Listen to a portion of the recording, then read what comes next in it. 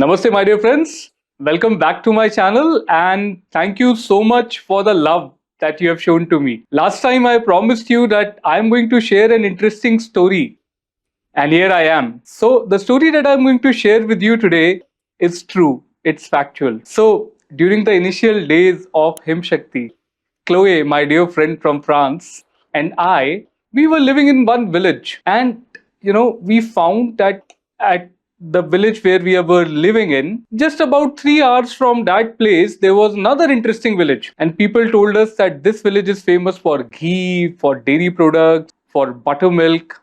Chloe was curious. She wanted to go there, and people told us that this village is also close to one of the bugyal or a meadow. In Pahadi language, meadow is called bugyal. Very lush green bugyal. We were tempted to go there.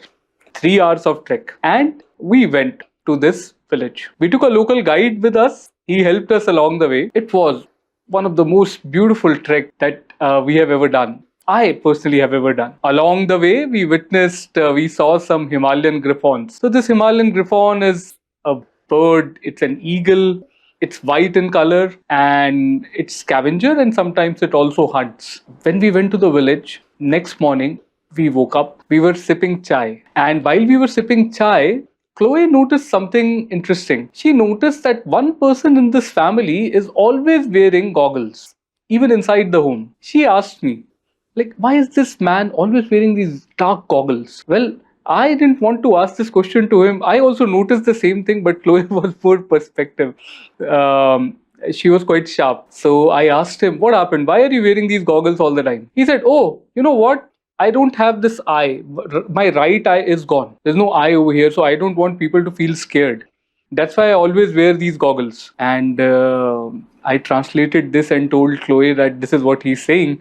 And I asked him, what happened? What can you tell me more? And he said that, well, I was attacked by a bear. And for the first time, I first handedly saw how dangerous a bear attack can be. With one slap on his face, his eye came out. Well, it was gruesome.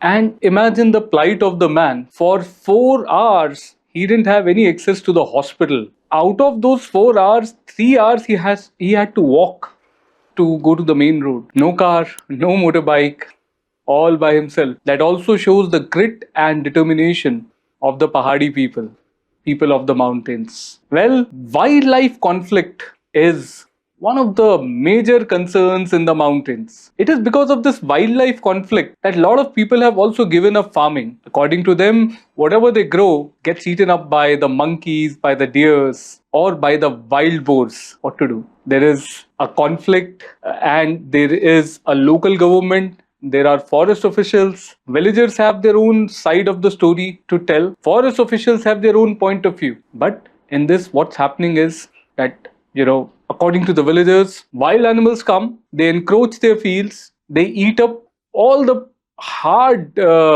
produce that they have done. Whatever they have produced gets eaten up. And of course, they don't like it. What are the facts over here? Why are bear attacks rising in the Himalayas? Be it Jammu and Kashmir, be it Himachal, be it the entire Himalayan belt, Nepal, Bhutan, anywhere.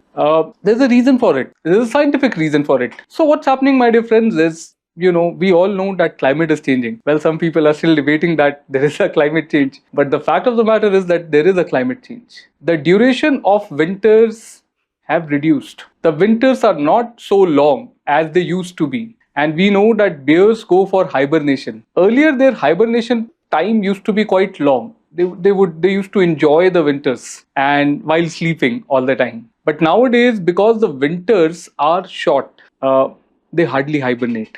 Because they do not hibernate that much, they are active throughout the year. That's why there are more conflicts between bears and humans. Elegant animal.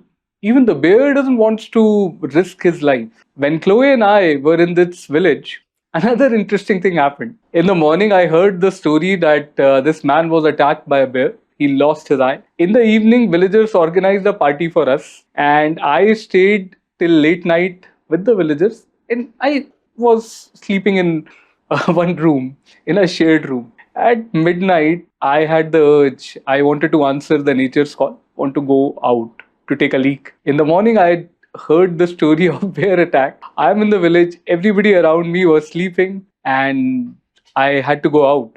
And the washroom was outside. There's a tradition in Garhwal, in the mountains, that in the village, the washrooms are not attached with the room. You have to walk some distance to use the washroom.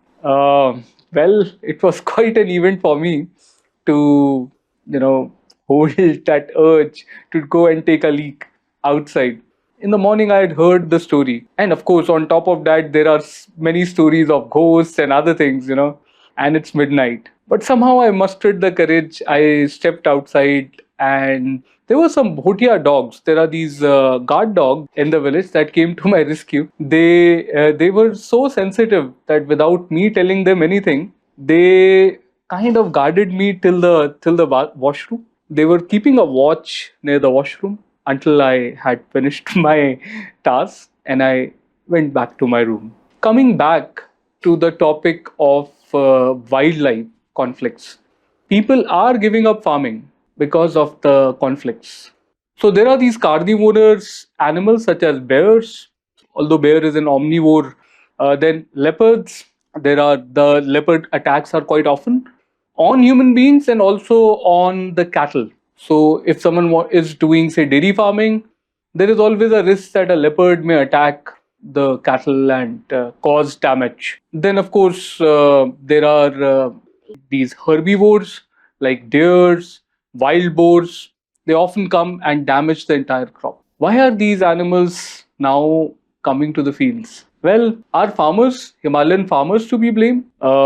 Is this the fact, or what else? I have lived quite closely with the Himalayan people. Let me tell you that they love nature. And also, I want to tell you that Himalayas are not densely populated, especially the upper Himalayas where we work. They are scarcely populated. The problem statement in the Himalayas is that people are living their native places. Yet, these animals come and attack the fields due to global warming, climate change, and various other reasons. In fact, there are reasons such as smuggling of timber from the mountains, etc. There is hardly enough food for the wild animals inside the forest. And whenever a wild animal is coming and attacking the field, it is also risking its own life. Because coming close to the humans is, of course, this animal is risking its life. So what is the solution then? The solution is with us, with people like us, with you also. You can be a part of the solution. I can be the part of the solution. Of course, villagers too are willing to be the part of the solution. It's pretty simple. We must accept the fact that actually climate is changing. And deforestation is a problem. If we start doing something about it, simple thing as creating awareness that this is a problem and doing something about it, taking part in small things like plantation drives, taking part in something like being more aware.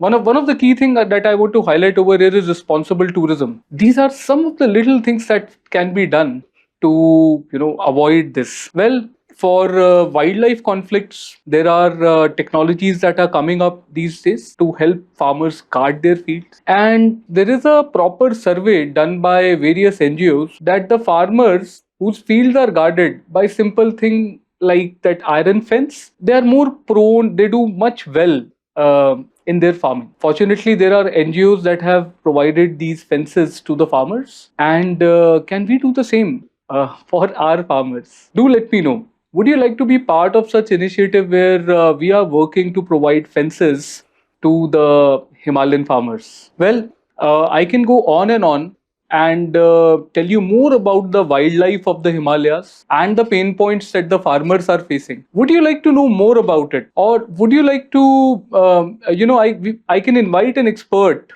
on this. Do let me know your thoughts. On this note, I'll end today's episode. Thank you so much.